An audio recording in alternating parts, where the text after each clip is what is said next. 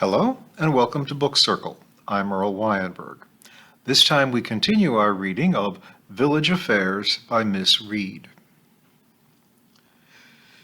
Spring in Fair Acre takes some beating, and we took rather more nature walks in the exhilarating days of March and early April than the timetable showed on the wall. At this time of year, it is far better to catch the best of the day sometime between 10 in the morning and 3 in the afternoon. So Fair Acre saw a ragged crocodile of pupils quite often during that time of day, while the weather lasted. The birds were flashing to and fro with feverish activity, building their nests or feeding their young. Mr. Roberts had a score or so of lambs cavorting in the shelter of the downs, and in the next field was a splendid lying-in ward for expectant ewes, made of bales of straw. Sometimes, when the wind was keen, the children suggested that we sheltered in there, and it was certainly snug enough to tempt us, but I pointed out that the ewes and Mr. Roberts would not welcome us. Polyanthuses, yellow, pink, and red, lifted their velvety faces to the sun, and the beech leaves were beginning to show their silky green.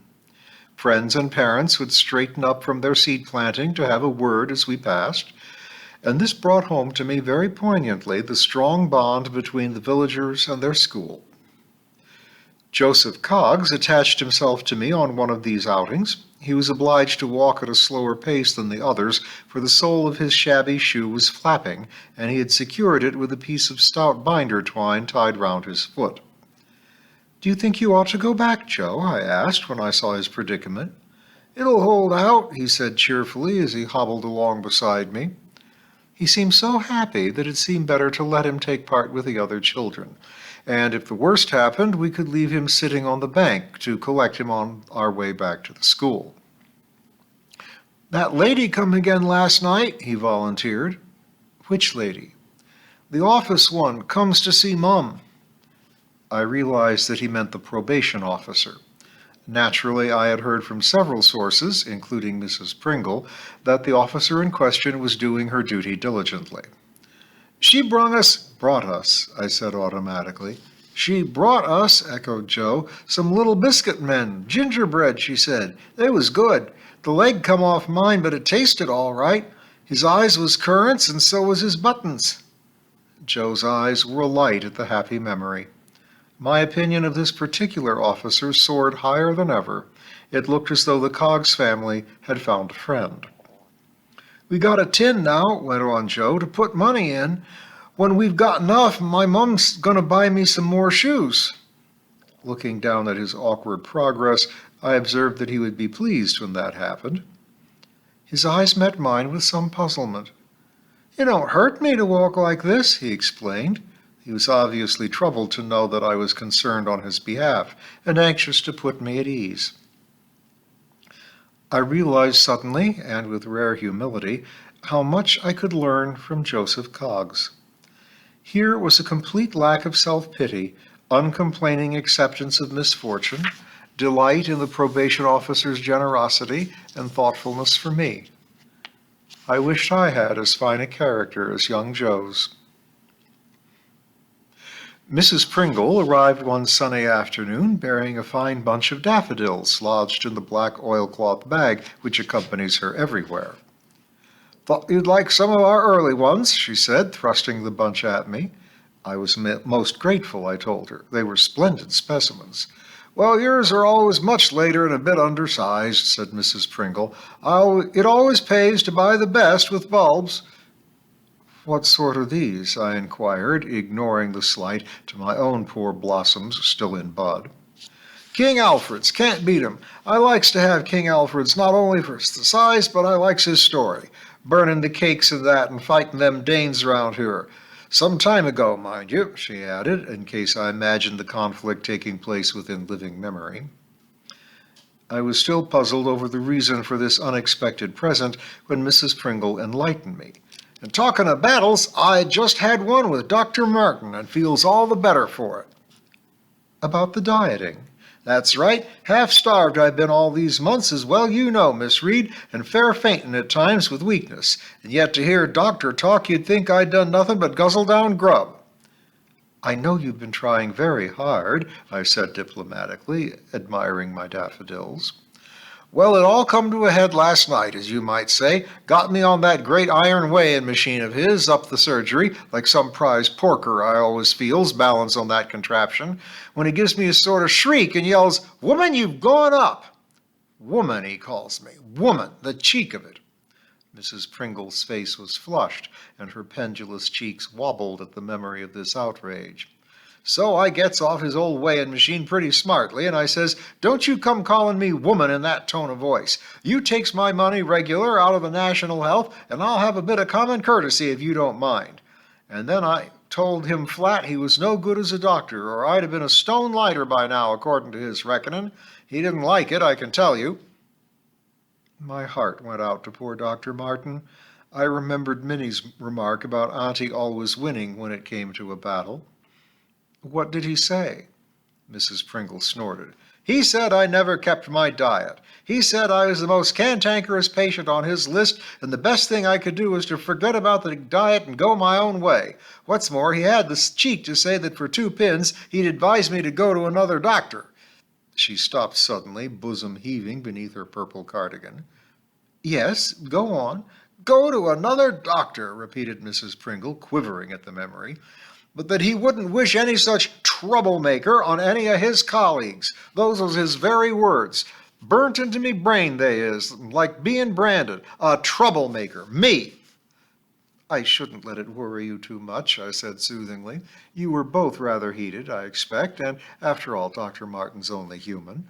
That I doubt. Well, getting old anyway, and rather overworked. He's probably quite sorry about it this morning. That I can't believe. She sniffed belligerently. Anyway, she went on more cheerfully, I felt a sight better after I'd had my say, and I went home and cooked a lovely plate of pig's liver, bacon, and chips. It really set me up after all that orange juice and greens I'd been living on. Had a good night's rest, too, with something in my stomach instead of wind. I woke up a different woman and went to pick some daffodils before coming along to work. Sort of a celebration, see? Throwing off my chains at last. It was kind of you to include me in the celebrations. Well, you've looked a bit peaky off and on these last few months. Thought they might cheer you up. There was no trace of a limp as she made her way to the door. Discarding the diet had obviously had a good effect on all aspects of Mrs. Pringle's health, and we at Fair Acre School might benefit from this unusual bout of cheerfulness. George Annett was buying a sweater in Marks & Spencer's in Caxley when I saw him next. He seemed to be in a fine state of bewilderment. "Which would you choose?" he asked me. "What about Shetland wool?" "Too itchy round my neck." "Botany wool, then. That washes very well." "Not thick enough. What's the difference between wool and nylon?" "How? In expense, do you mean?" "No, the stuff itself." I looked at George in surprise. Surely he knew the difference. "Well," I began patiently, "wool is a natural fiber from a sheep's back, and nylon—" "I know all that," he said testily. He really is the most impatient fellow at times. "Say what you mean, then," I answered. "Which wears better? Which stands up to washing better? Is one warmer than the other? Will one go out of shape quicker? Which, in fact, is the better investment?" I began to get as cross as he was. "All Marks & Spencer's stuff is good," I began. "Have you got shares in them, then?" he demanded suspiciously. "No, I wish I had. Honestly, I think I'd choose a woolen one, but some people like a bit of nylon in with it." George flung down a rather fetching oatmeal-colored confection he'd been fingering. "Oh, I don't know. I'll let Isabel choose for me. It's all too exhausting, this shopping. Come and have a cup of coffee." Over it, he asked if I had heard anything recently from the office. "The usual flood of letters exhorting us not to waste anything," I replied. "Not that I get much chance at Fair Acre, with Mrs. Pringle keeping her hawk eye on me. She handed me an inch stub of pencil she'd found in the wastepaper basket only yesterday, and she certainly sees that we don't waste fuel." "We're going to need more drastic cuts than that," said George, "since these government announcements about making do and cutting back and so on in education. I've seen nothing more of the chaps who are measuring the playground for those proposed new classrooms." "You mean we shall all stay as we are?" I asked, the world suddenly becoming rosier. "Well, nothing definite's been said, but I've had no reply to a whole heap of numbers I was requested to send to the office without delay a term or two ago." "What sort of numbers?" "Oh, footling stuff like estimated numbers on roll if the Fair Acre children came along, how many were leaving, how many desks were available, and what sizes were they, how many children could be seated at school dinner, how many trestle tables were in use, you know, the usual maddening questions involving us crawling about with a yardstick and counting dozens of pieces of furniture." "I've heard nothing," I said cautiously. "That's the point. It's all delightfully negative at this moment. I think we shall have to hear one way or the other pretty quickly. After all, if the county is going to go ahead with reorganization as planned, it will need to give plenty of notice. If not, we should be told very soon. Either way, we ought to know where we are before next term, I should think." "Mr. Salisbury said we should be consulted at every stage," I agreed, suddenly feeling extremely happy. Have a chocolate biscuit," I said, offering the plate to George, the dear fellow. Any passing irritation with him was now forgotten, for was he not the harbinger of hope? When Amy came to collect a second sack of manure for her garden, I told her of my encounter with George Annett. She looked thoughtful. "As you've heard nothing definite, I imagine that some committee or other is going into which would be cheaper, to take yours to Beech Green or to hang on as you are." "That shouldn't take long to find out." "Well, you know what committees are," said Amy. "Sometimes vital decisions get lost in transit between the steering committee and the pilot committee and the finance committee and the general policy committee and the Uncle Tom Cobley and all committee. James talks about these things sometimes, and what with all the complications and the post office thrown in, I wonder if it wouldn't be simpler to be completely self-supporting in a comfortable peasant-like way and just a potato from the garden to eat and a goat skin to wear." "Smelly," I said. "Unless your children can be squeezed into Beech Green without any building being done, I can't see Fair Acre School closing," said Amy. "Surely the building program will simply cease to be, with the country's finances in the state they are." "Well, it's an ill wind that blows nobody any good," I said. "I certainly shan't bother to apply for any other jobs. I'm glad I didn't do anything about Mrs. Allen's. Things look so much more hopeful now." Amy rose to go. "Your trouble is that you are too idle to arrange your own life," she said severely. "You simply let things drift, and when they appear to be going as you want them to, then you start congratulating yourself on doing nothing. I warn you, my girl, the fact that you haven't heard anything yet, one way or the other, doesn't automatically mean that you are out of the woods." "No, Amy," I said meekly. "One swallow doesn't make a summer," she went on, opening the car door. "You sound as though you'd swallowed the Oxford Dictionary of Quotations," I shouted after her as she drove off. It was good to have the last word for a change. Chapter 20. Relief on Two Fronts. The end of term came without hearing any more definite news from the office. The Easter holidays were an agreeable mixture of work in the house and garden and occasional outings with Amy and other friends. Earlier in the year, I had been pressed to go with the Caxley Ornithological Society on a lecture tour in Turkey.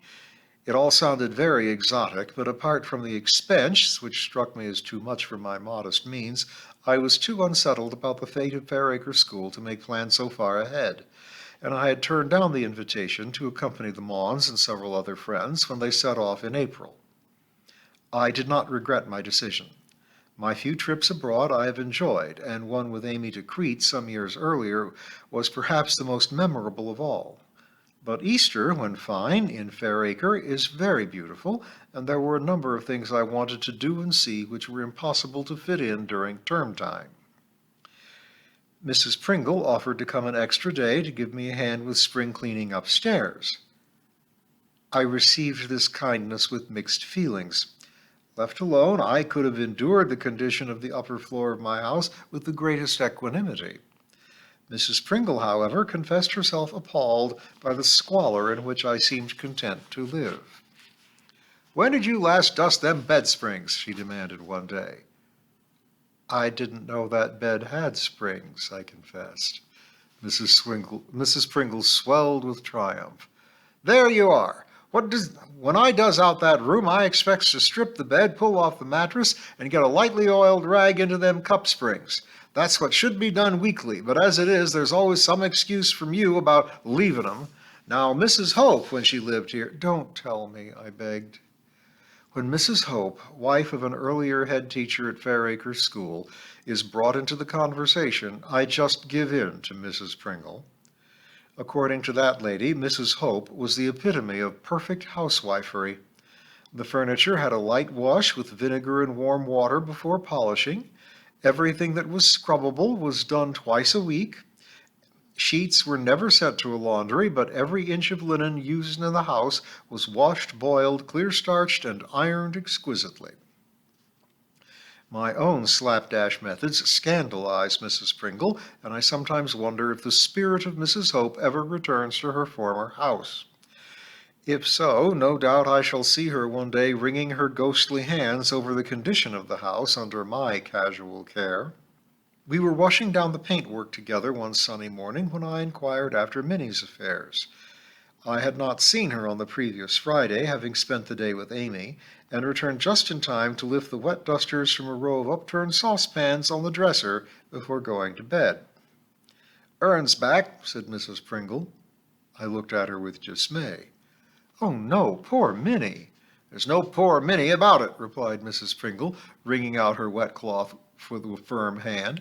"She's a lucky girl to have him back at Springburn. You can't expect her to bring up that gaggle of children on her own. She needs a man about the place." I was bewildered and said so. "Yes, I know Ern left her to go with that Mrs. Fowler, who's no better than she should be, as we all know, but it's no good blaming Ern." "Why not? I think he behaved very badly towards Minnie. Dash it all, half those children he left her with are his own." "Maybe, but he's a man, ain't he? Men do go off now and then. It's their nature." "I'm sure Mr. Pringle doesn't," I dared to say, attacking a particularly grubby patch of paint by the door. "I should think not," boomed Mrs. Pringle. "He's nothing to go off for, living peaceable with me." "But is Ern behaving properly?" I said, changing the subject. We seemed to be skating near very thin ice. "As nice as pie. He'd better, too. He knows he's got a bed to sleep in at Minnie's. That cousin of his give him the push after a few days. The springs of the sofa give way, and she's trying to make Ern pay for the repairs." "And is he in work?" "That's not for me to say," said Mrs. Pringle, buttoning up her mouth.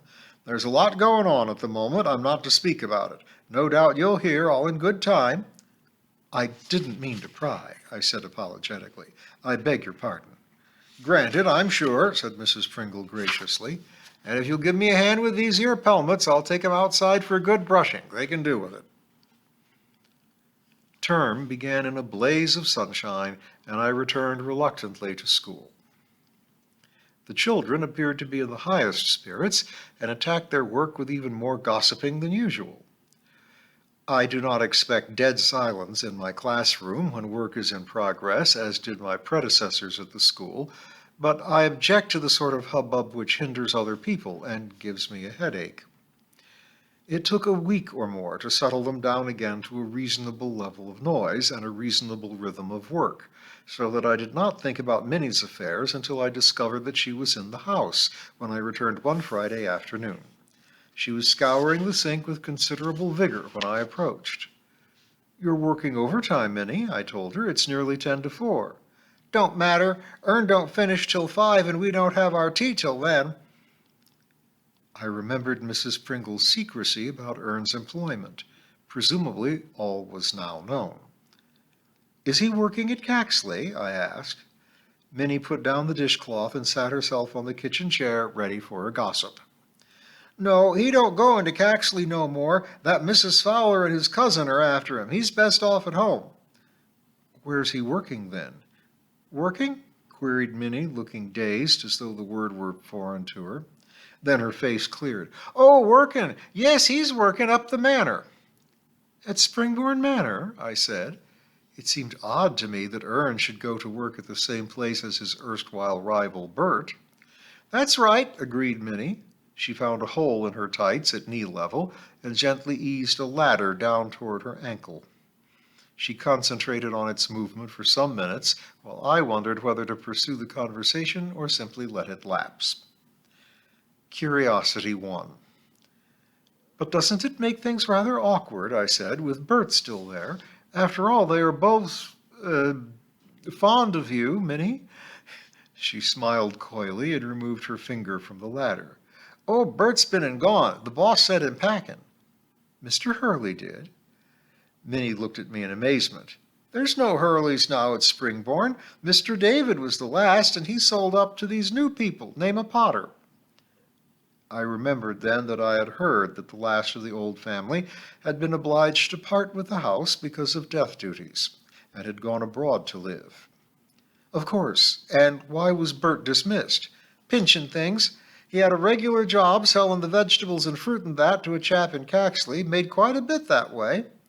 Minnie spoke as though it were to Bert's credit to be so free with his master's property. I'm glad he was found out. Oh, he wouldn't have been but for Mrs. Potter going into this here greengrocer's for some lettuces because Bert told her that morning there wasn't none ready for the table yet. What happened? She said what lovely lettuces and where'd they come from, and the man said they got a lot of stuff from Springbourne Manor, and it was always fresh and everyone liked it. So, of course, she come home and faced Bert with it. I should think so. A shame, really, commented Minnie. He was doing very nicely till then. Anyway, Mr. Potter packed him off pronto with a week's wages and no reference. Still, he done him a good turn, really, seeing as Bert's got a job laying the gas pipes across the county and makes a mint of money. So Ern has got Bert's job? That's right. Mr. Potter come down to me one evening and talked about Ern coming back and settling down to be a good father and husband. And what did I think? What did you say? I said I wanted him back. He never hit me or nothing, and as long as he behaved proper to me, he was lovely.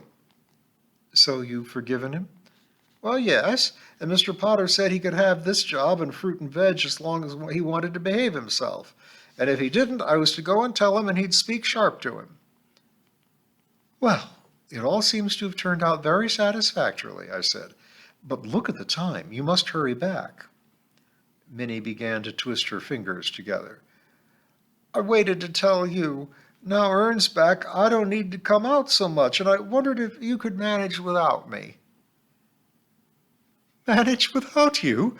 I echoed, trying to keep the jubilation from my voice. Why, of course I can, Minnie. I'm just grateful to you for helping me out these last few months. But of course you need more time at home now. That's good, said Minnie, getting swiftly from the chair and collecting her dues from the mantelpiece. I've really enjoyed coming here. You just say if you ever wants me again. She looked around the kitchen, her brow furrowed. I never done the dusters, she said at last. Don't worry about those, Minnie, I said hastily. You hurry along now. I watched her untidy figure lope down the path, her tousled red hair gleaming in the sunshine. Relief flooded me as I gently closed the door. Long may Ern behave himself, I thought. One morning, soon after the happy day of Minnie's departure, a letter arrived from the office in the usual buff envelope. I put it aside in order to read more important missives, such as my bank statement, as depressing as ever, a circular exhorting me to save with a local building society, pointless in the circumstances, and 2 letters from friends, which made ideal breakfast reading. After washing up and dusting in a sketchy fashion, I took the letter from the office over to the school. No doubt another tiresome directive to save equipment or else measure it, I thought, remembering George Annet's remark. It remained unopened until after prayers and register marking, and it was almost 10 o'clock and the children were tackling some English exercises when I slit the envelope and began to read. It was momentous news. The gist was that because of the devastating cuts in government spending, all local authorities must make do with the present buildings, apparatus, and so on. There would be cuts in staff, both teaching and domestic. Reorganization plans were shelved until the country's finances improved. There were two more pages after this first staggering one. This circular had obviously been sent to every head teacher, but in my envelope there was a covering letter signed by Mr. Salisbury, making it clear that there would now be no need to have any fear for the closure of Fair Acre School, in the light of the accompanying directive, and that the status quo both at Fair Acre and Beech Green would remain until such time in the far future when the matter of combining the two schools could be reviewed again. I put down the letter on the desk, securing it under the brass inkstand, and wondered why my legs were trembling. It would have been more rational, surely, to have capered up and down the aisles between the desks, but here I was feeling as though I had been hit on the head with Mr. Willett's heavy wooden mallet. I began to realize just how desperately I had been worrying all these months. This, presumably, was what medical men called delayed shock. My teeth began to chatter, and I held my jaw rigid in case the children heard. Perhaps I ought to make a pot of tea and have lots of cups with lots of sugar. Vague memories of first aid procedure floated through my mind, but before I had time to dwell any longer on my symptoms, a diversion arose. The door was open, letting in the scents of a June morning, and at this particular moment Tibby entered, bearing a squeaking mouse dangling from his mouth. As one man, the class rose and rushed toward her. Tibby vanished, followed by half the class, and by the time I had restored order, my weakness had passed. Ernest was the last to return, looking triumphant. "Got it off her," he announced. "It run off into your shed. Old Tib's waiting for it, but I reckon it's got home all right." "Thank you, Ernest," I said with genuine gratitude. "People I can cope with, even Minnie Pringle in a limited way, but not mice." "I think we'll have early playtime today. Put away your books and fetch your milk." When they were at last in the playground, I told Hilary the good news and then went indoors to see if I could get George Annett on the telephone. He has an instrument in his staff room, a rather more convenient arrangement than my own. "Isn't it splendid?" roared George, nearly deafening me in his enthusiasm. "I bet you're pleased, and so am I. The thought of building going on in term time was beginning to get me down. Frankly, I think we're all a damn sight better off as we are. I shall have to lose one teacher, I think, perhaps two, but the main thing is I shan't be cluttering up with your lot." I felt it could have been put more delicately, but was far too happy to voice objections. All my shakiness had gone, and I returned to the classroom in tearing high spirits. It seemed a good idea, bursting as I was with unaccustomed energy, to tackle one or two untidy cupboards, and I set some of the children to work on this task. The map cupboard is always the worst. Patrick drew grubbier and grubbier as he delved among the piles of furled maps, bundles of raffia, odd tennis shoes, a set of croquet mallets bequeathed us by the vicar, innumerable large biscuit tins which might come in useful, and right at the back, a Union Jack. Patrick shook it out with rapture. "Look, can us put it up?" It seemed to me, in my state of euphoria, to be sent straight from heaven to be put to its proper use of rejoicing. "Why not?" I said. "You and Joe can stick it up over the porch." They vanished outside and could be heard dragging an old desk to the porch. By standing on it, I knew they could reach comfortably a metal slot which Mr. Willett had devised some years ago for holding the flagstick. The flag met with general approval when the children had finished their tidying inside and went to admire Joe and Patrick's handiwork. I managed at last to get them in again, and we spent the rest of the morning wrestling with decimals of money. The children worked well, glowing with the virtuous feeling of having tidied cupboards and desks, and I glowed too with the relief which that plain buff envelope had brought me. That afternoon, when the children had gone home, I was alone in the quiet schoolroom. I opened the bottom drawer of my desk and took out the weighty logbook which holds the record of the school. I heaved it up onto the desk and turned to the last entry. It had been made a few weeks earlier and recorded the visit of the school doctor. I took out my pen and put the date, and then I wrote, "Today I received official notice that Fair Acre School will not be closing." As I gazed at that marvelous sentence, the door scraper clanged and Mrs. Pringle appeared, oilcloth bag on her arm and an expression of extreme surprise on her face. "What's Fair Acre School flying the flag for?" she asked. "For mercies received," I told her, shutting the logbook with a resounding bang. The end.